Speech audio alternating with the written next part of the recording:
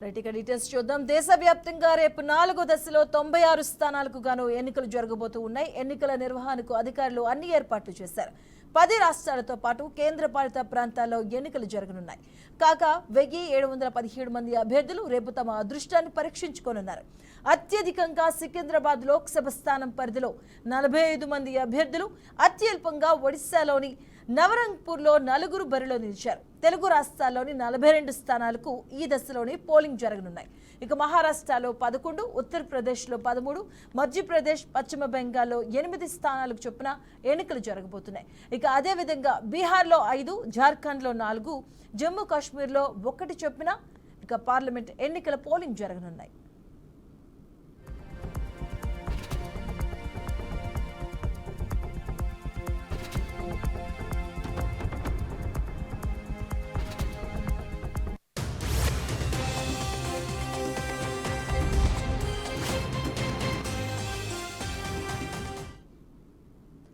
ఇక రేపు జరగబోతున్న 4వ దశ లోక్సభ ఎన్నికలకు అధికారులు అన్ని ఏర్పాట్లు చేశారు.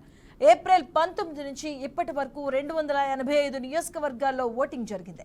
ఇక చివరి దశలో 64.4% ఓటింగ్ నమోదైంది. గతంతో పోలిస్తే ఇది అతి తక్కువ కావడం విశేషం. ఇక ఉత్తరప్రదేశ్లో అత్యల్ప పోలింగ్ నమోదు కాగా అస్సాంలో అత్యధికంగా పోలింగ్ నమోదైంది.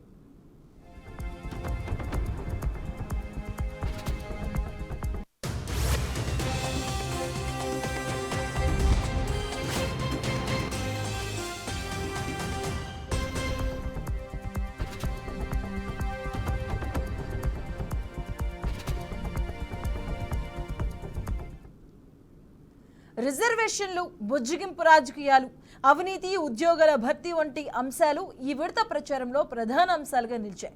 బరిలోని ప్రముఖుల్లో సమాజ్వాదీ పార్టీ చీఫ్ అఖిలేష్ యాదవ్, కేంద్ర మంత్రులు గిరిరాజ్ సింగ్, నిత్యానంద్ రాయ్, కాంగ్రెస్ నేత అధీర్ రంజన్ చౌదరి, బీజేపీ నాయకురాలు పంకజ ముందే రేపు జరిగే 4వ దశ పోలింగ్ సభలో తమ అదృష్టాన్ని పరీక్షించుకోబోతున్నారు. ఇక 2020 నాటిని లంకీపూర్ ఖేరీ రైతుల మరణాల కేసులో నిందితుడైన ఆశిష్ తండ్రి, కేంద్ర మంత్రి అజయ్ కుమార్ మిశ్రా ఈసారి యూపీలోని ఖేరీ నియోజకవర్గం నుంచి హ్యాట్రిక్ విజయం కోసం చెమటోడిస్తున్నారు.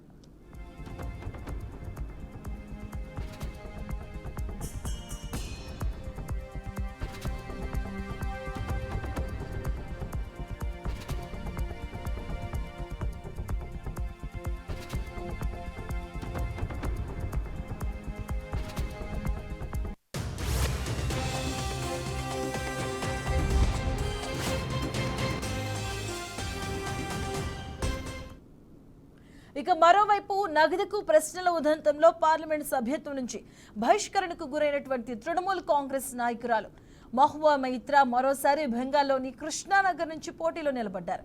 జమ్మూ కాశ్మీర్లోని శ్రీనగర్ స్థానంలో నేషనల్ కాన్ఫరెన్స్ తరపున షియా నేత అఘు సయ్యద్ రుహుల్లా మహజీ, అలాగే పీడీపీ తరపున వహీద్ పారా, ఆప్ తరపున అష్రఫ్ మీర్ పోటీ చేయనున్నారు. ఇక ఇండోర్లో కాంగ్రెస్ అభ్యర్థి అక్షయ్ భాయ్ చివరి నిమిషంలో నామినేషన్ ఉపసంహరించుకోవడంతో బీజేపీ అభ్యర్థి శంకర్ లాల్వానీ గెలుపు దాదాపుగా ఖరారైనట్లే.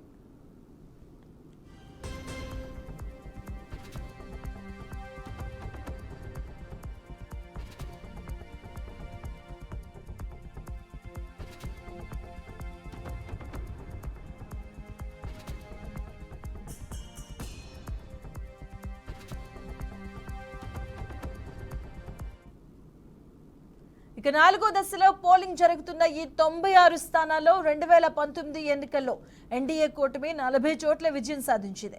5వ దశ మే 20న, 6వ దశ మే 25న, ఇక 7వ దశ జూన్ 1న ఎన్నికలు జరగనున్నాయి.